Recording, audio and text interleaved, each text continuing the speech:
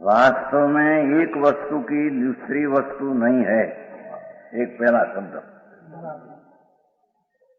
तो यहाँ तो पुण्य पाप और मिथ्या क्रोध आदि भाव उसको भी वस्तु गिनने में चाहिए। आश्रव तत्व है ना वो, समझ में आया? पुण्य पाप दया दान व्रत भक्ति का परिणाम ये आश्रव तत्व है, तो वस्तु ही भिन्न है। आत्मा वो आश्रव तत्व से भिन्न है, समझ में आया? तो कहते हैं कि वास्तव में एक वस्तु की विनायक स्वरूप जो आत्म तत्व है उसकी पुण्य पाप रूपी तत्व आश्रव तत्व है, एक वस्तु की दूसरी वस्तु नहीं। ये आत्मा का आश्रव नहीं और आश्रव का आत्मा नहीं, को बराबर है। भगवान आत्मा वो तो विनायक तत्व, जानक आनंद स्वभाव तत्व, वो एक वस्तु में दूसरी वस्तु, एक वस्तु की दूसरी वस्तु नहीं। तो जो विनायक वस्तु जो है उसका पुण्य पाप दया दान जो क्रोध भाव स्वभाव से विरुद्ध भाव, वो एक वस्तु की दूसरी वस्तु नहीं। समझ में आया? शांत एक वस्तु दूसरी वस्तु के साथ कोई संबंध नहीं, क्योंकि आश्रव तत्व और विनायक तत्व में दो बीच में अत्यंत अभाव है। समझ में आया? आगे अत्यंत अभाव ही है। विनायक स्वभाव चैतन्य स्वभाव ध्रुव निरालंब तत्व, ऐसा तत्व में वो विकारी परिणाम है, उसका उसमें अत्यंत अभाव है।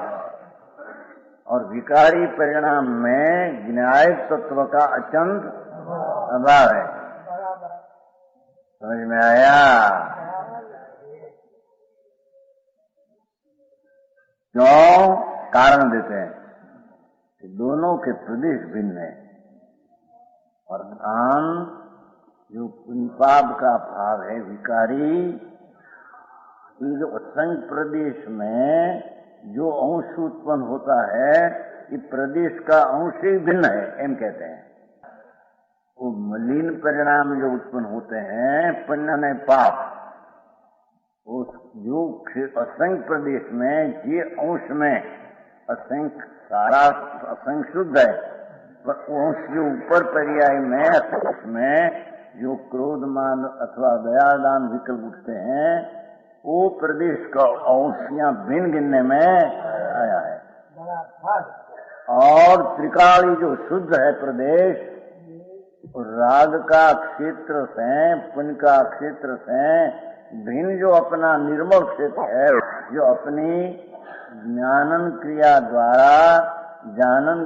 द्वारा ज्ञान को पकड़कर जो देह को पकड़कर एकाग्र हुआ, वो प्रदेश शुद्ध है।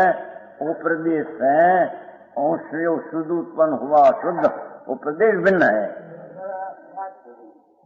है तो ये असंग प्रदेश। समझ में आया?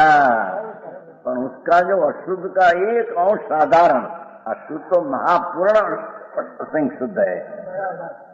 वेद ज्ञान ये ज्ञान है, बाकी बुरो ज्ञान बात लोगों में समझ भी कठिन पड़े, क्योंकि अनादि का अभ्यास नहीं, बाहर का अभ्यास। कहते हैं कि एक वस्तु की दूसरी वस्तु नहीं। न्यायिक भाव भगवान में पुण्य पाप का भाव जहाँ क्रोध केगा, क्योंकि स्वभाव से विरुद्ध भाव, स्वभाव से विरुद्ध भाव। पुण्य भाव हो तो अपन स्वभाव से विरुद्ध है, तो उसको क्रोध कहने में आया है। तो क्रोध भाव की वस्तु में आत्म भाव की वस्तु नहीं, और आत्म भाव की वस्तु में क्रोध भाव की वस्तु। समझ में आया? जुदा है ही अपेक्षा से, क्योंकि भगवान आत्मा असंख्य प्रदेश का पुंज नूर तेज एकला बिंब है।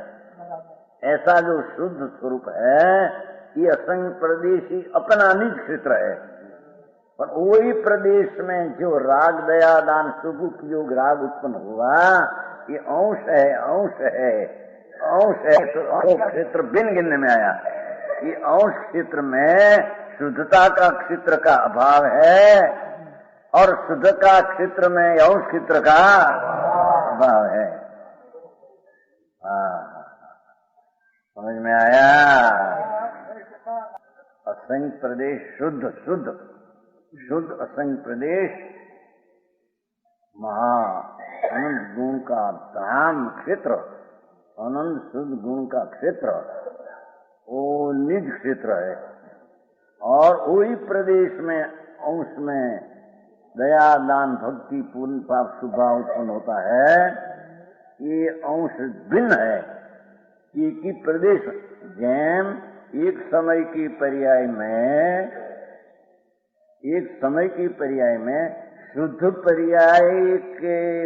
शुद्ध पर्याय भिन्न है और उस समय में अशुद्ध पर्याय एक पर्याय में दूसरी वो भिन्न है। एक पर्याय में दो भाग में अत्यंत अभाव है। क्या समझ में आया?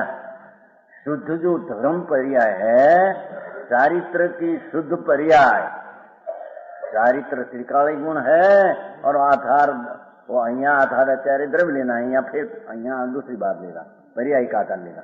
पर जो चारित्र गुण है ये आधे है, द्रव्य आधार है। अरे उसकी पर्याय में पर्याय से लक्ष्य किया किरता करके तो वो आधार हुआ, सारा द्रव्य आधे हुआ, कारण उससे वो ख्याल में आया। तो ये निर्मल पर्याय द्वारा ख्याल में आया, वो निर्मल पर्याय अपनी, वही पर्याय मां दूसरा अंश जो राग बाकी रहा वो पर्याय भिन्न। तो एक समय की पर्याय का दो भाग। समझ में आया?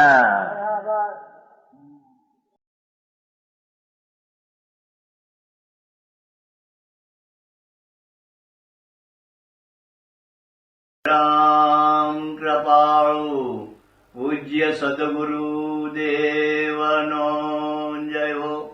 प्रसामूर्ति पूज्य भगवती मातनो जय हो। जिनवाणी मातनो जय हो। परमित्रा दिगंबर जैन धर्मनो